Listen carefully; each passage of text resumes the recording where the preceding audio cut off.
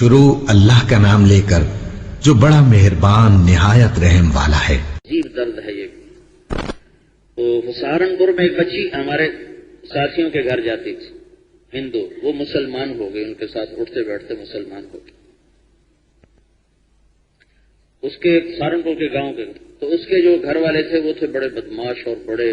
جاگیردار type ہندو،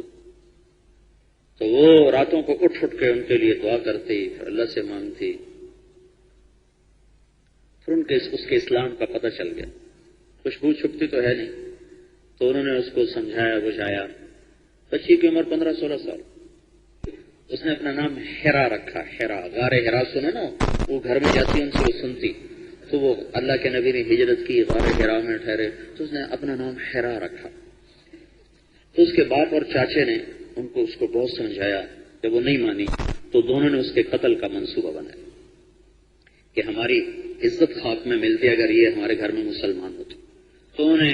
گاؤں سے باہر ایک کھڈا کھودا اور اپنی بچی کو کہنے کہ چلو تمہیں سہارنپور لے کے چل رہے، تو پتہ نہیں اس کو کیسے محسوس ہوا، کہ اچھا اب مجھے آخری 2 رکعت پڑھنے دو، تو اس نے 2 نفل پڑھے اور ان کے ساتھ چلے، تو چلتے چلتے وہ راستے سے ہٹ کر وہ ویرانے کی طرف چلے، تو جب وہ کھڑا ہے تو اس کے چاچے نے اس کو دھکا دیا، اس کو جب وہ گری تو کہنے لگی چچا مجھے تو مار رہے ہو، جہنم کی آگ سے بچ جاؤ، کلمہ پڑھ لو، ابا کلمہ پڑھ لو۔ تو اس کا چچا کہنے لگا تو ہمیں اگلی آگ سے ڈراتی ہے، ہم تمہیں اسی آگ کا مزہ چکھائیں گے، اور ساتھ پیٹرول میں اس کے اوپر انڈیلا اور اس کو آگ لگاتی،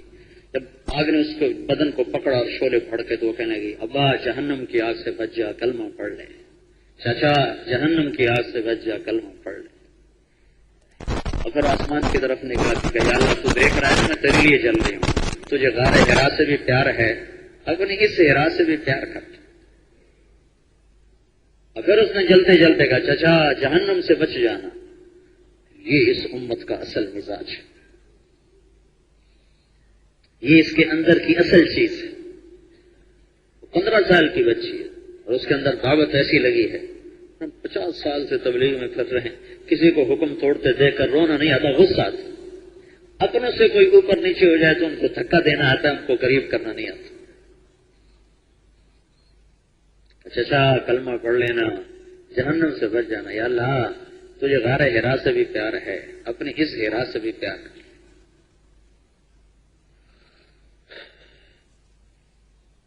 وہ اس کا جو باپ تھا نا، وہ تو جا کے چارپائی پہ ہی لیٹ گیا اور ایسا بیمار ہوا کہ اس نے اپنے بھائی کو بولا کہ مجھے مسلمان کر، مجھے ہیرا کی چیخیں سونے نہیں دیتی۔ اس نے کہا میں اس کو قتل کیا اسلام کی خاطر، تجھے کیسے مسلمان ہونے دوں؟ پھر میں تم نہیں مانتے ہو تو میں ہوتا ہوں، اعلان کرتا ہوں۔ اس نے کہا تو اعلان نہ کر، میں تیرا بندوبست کرتا ہوں۔ تو اس کو لے کے دلی آ گیا،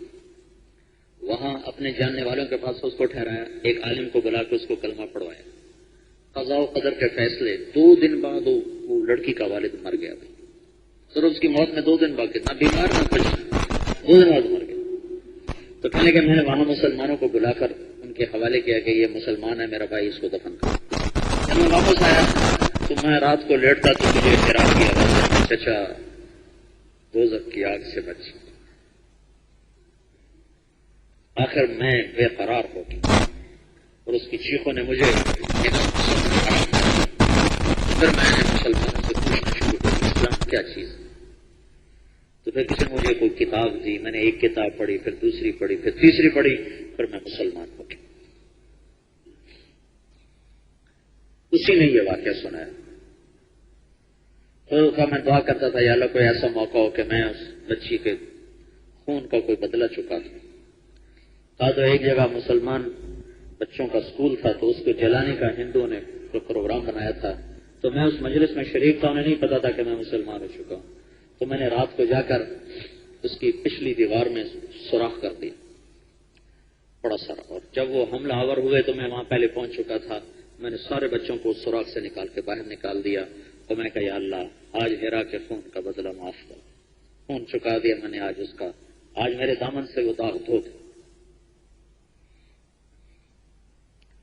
تو ہمیں یاد ہی کوئی نہیں کہ بھئی دنیا انسانیت کے لیے کوئی ہدایت کے لیے تڑپنا، درد مند ہونا بھی کوئی ہماری ذمہ تھا،